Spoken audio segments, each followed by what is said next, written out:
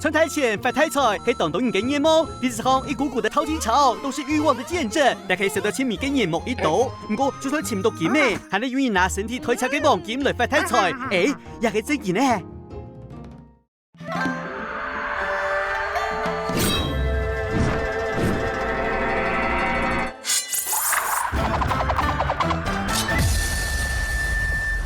Hello， 大家好，欢迎来到客栈，哈哈哈店。年汉上就听说老师，全台都在表演机，你客家好朋友当然没做唔得数本人啦。今日我老大家手机请教客家发大财嘅人，王南橋 ，A.K.A. 王滿條家發大財嘅實派走勢。首先，王條家嘅指頭之下，大家咪可以見來見報道。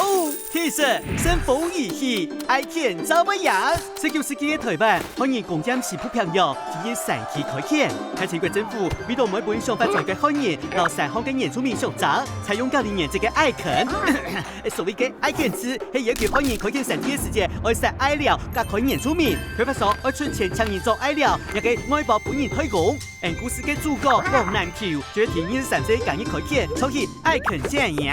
還有就自家嘅建好自家做，成為開墾界嘅新創 CEO。天說並不嚴渣，黃金變黃金，愛提按當人同意嘅開墾中出頭，是冇咁簡單哦。山地開墾慢慢曬愛料就冇問題嘅，對原住民來講唔使衝啊鐵盤啊，雙方接上吃來吃去，也一樣嘅食得好。有一年黃條家嘅天數嘅時節，看到自家嘅大媽媽風上多。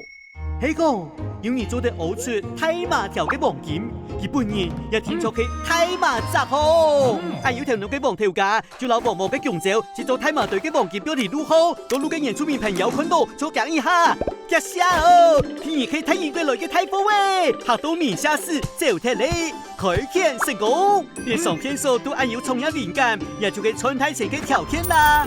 第三是官商合作 ，A.K.A. 高官傑夫。19世紀後期，當到國家看得台灣後來800點，清朝政府遇到縣市主權，積極進行省南開發案，想要老省南納入版圖。不過政府那個人到山區開墾嘅美美嘎嘎，只好比好天結結。而黃條家先係協助政府平定通亂，又提出協調原住民，但係就冇到政府嘅省南開發 BOT 案，得到嘅新竹東建府嘅稱號，成為開墾新創建嘅獨角獸。聽流行創新高官傑夫，官商合作，也就係發大財嘅要領，唔好幫忙啊！嘰里呱啦講到呀，黃條家傲視下凡發大財嘅故事，老師嘅各地都有嘅太人國嘅民間傳說當中，這個主角揾咗商業成功嘅王南橋。不過牙英雄唔係牙英雄，也個故事少年原住民嘅現象，慢慢實體促進衝突嘅真相。貼近本年，共同承辦啲台灣人嘅土地，好似各種尊重、包容、友善嘅樣樣嘅看待，也個真相主攻流傳下來嘅故事呢，一啲無英雄解釋嚟出來，就請各位客家朋友向我來前看下了。